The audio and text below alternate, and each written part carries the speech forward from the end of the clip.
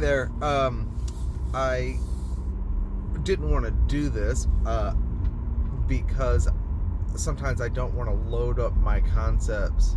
When I read the scripture, like when I'm teaching on a passage, I really am trying these days not to go to commentaries and go see what other people said about watch their video or whatever, because I'm really hoping the Lord will dig out food, meat in season, something fresh, at least that's what I think I'm hoping. Who knows? Maybe it's my pride, but I was checking out Brother Luke, his commentary. He's got the advantage of he's got a few people and they're in fellowship and they're able to go through these things together, which there's advantage of that too. And he had Renee and Brother Cripps and another person, and anyway, they're going through Romans 9.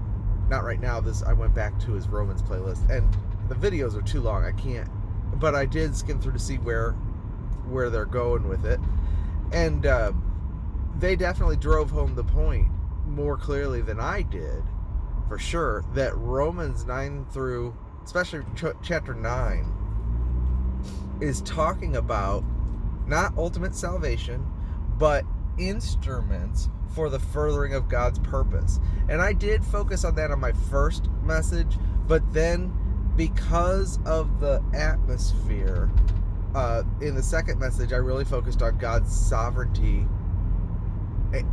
versus our, accountability in salvation. But that's really, it is true that I suspected that wasn't really the topic of Romans 9, but that Romans 9 is talking about instruments for the furthering of God's purpose of election.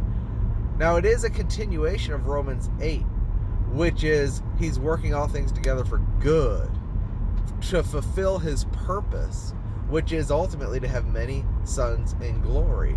And the first stage of that purpose was the genealogy of the Messiah, and using Israel as a incubator to bring forth the Messiah and to teach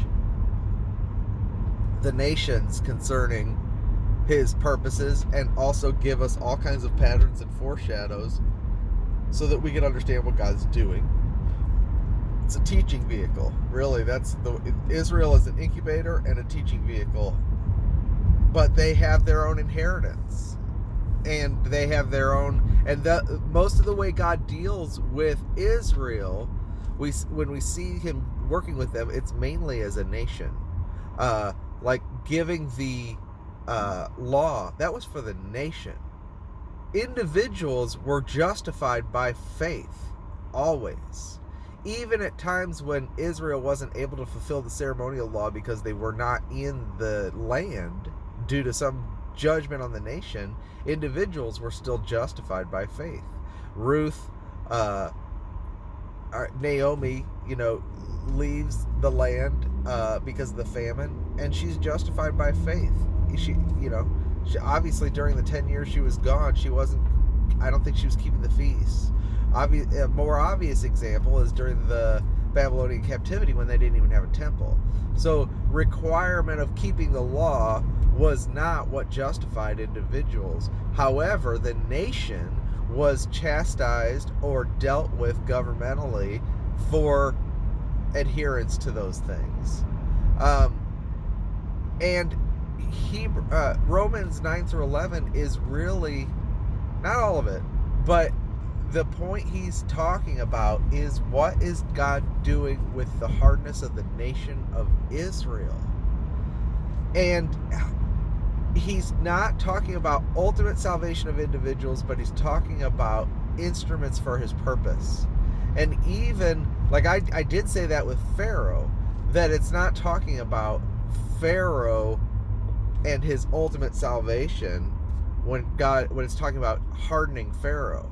It's talking about using Pharaoh's hardness as an instrument to accomplish the deliverance of the nation of Israel, the birthing of the nation of Israel, the furthering of his purpose, the purpose of God in election. Whenever the Bible talks about election versus predestination, that's another thing. Election has to do with the nation of Israel. Whenever you talk about the elect, you're really talking about Israel for the most part. Peter uses the word elect, but I think he's talking about the church there. John uses the word elect, but I think he's definitely talking about the church. But in general, when it's talking about election, it's talking about God's choosing of his people for his purpose and his use of people and things to forward that purpose. And one of the things Luke and those guys said in the video about Esau was there's nowhere in the scripture that says that Esau wasn't saved. Now we know that Esau is Edom, and Edom is the enemy of God's people for sure. So I don't believe Esau was necessarily saved.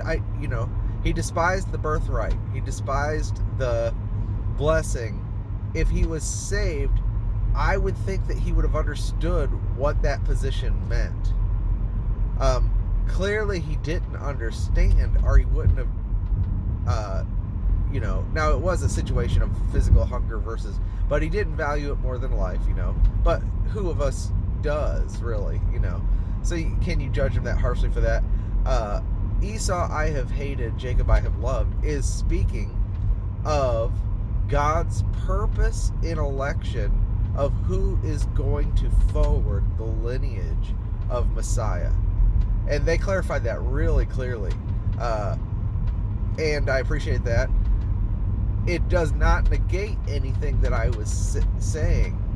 I don't believe Romans 9 is an argument for or against Calvinism. That's something that we're having to do now. And it's hard to even teach straight on Romans 9 and really just let it say what it's going to say because of the environment.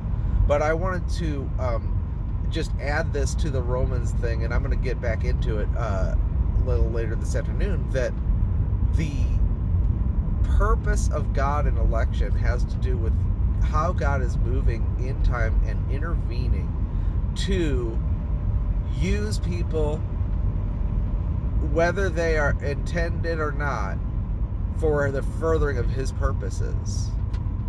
And how he works everything together for good. It's a continuation of, yes, he's working all things together for good to those who love him and are called according to his purpose.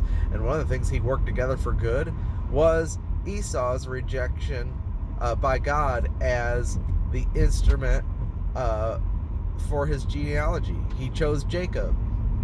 That was God's choice. Does that mean Esau? Was that talking about salvation? No. That was really talking about God using Esau versus using Jacob as an instrument. Okay?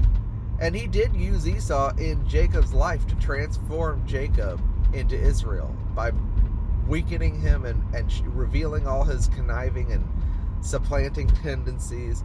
And it proves that really Esau is a better person than Jacob in a lot of ways, because Jacob is a supplanter and a conniver and a scammer and everything, and God had to break all of that.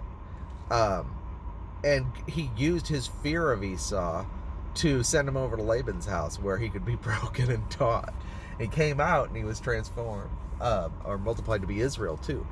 But the point being, when he talks about Isaac versus Ishmael, now Ishmael we know is the children of the flesh, and in Galatians it's not talking about instrument of salvation there. It's talking about, when he uses children of the promise versus children of the flesh, the children of the flesh are not saved, and that is talking about salvation. Okay, but there's a bigger picture, because Ishmael represents Abraham trying to fulfill God's will through the efforts of the flesh, being perfected in the flesh, rather than just waiting on God and waiting on God's promise to be fulfilled, which is what Isaac represents. So there is a bigger representation, but yeah, when it comes to Ishmael, no, he was not, the scripture doesn't present in any case that he was like saved. I don't believe he was. Esau, I believe Esau is Edom. I don't believe that Esau is saved. However, even in that, Romans 9 is not talking about God's predestination and choosing people to be saved. And I don't believe that he chooses who's going to be saved and chooses who's not going to be saved. But I believe he knows who is saved, and he calls them his sheep, and he calls them by name and leads them out, and he foreknows them. He can't help but, because they're his children and he loves them, and he sent the shepherd to go get them. However, that's the paradox, because at the same time there's a free offer of salvation to everyone.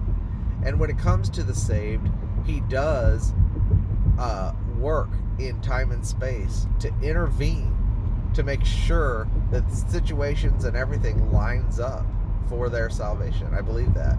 However, the context of Romans 9, really what it's talking about is what's going to happen to Israel as an instrument of God's purpose. Why did he harden them? Why did he allow them to be blinded? What did that accomplish? Was it fair? All of that. And we'll get into it, and I hope to stay on track. But I just wanted to take that word of kind of like a correction, just to make sure I stay on course. I went and saw, Luke's videos and stuff, and I couldn't find anything that I disagreed with. But I didn't watch that much. I'm sure it was good because I sensed the unction on it. It's very good. Yeah, so that's the corrective word, that really it's not talking about ultimate salvation. It's talking about how God works in time through all events and people and places and everything to cause everything, good or bad, to harmonize for the good of forwarding his purpose. All right.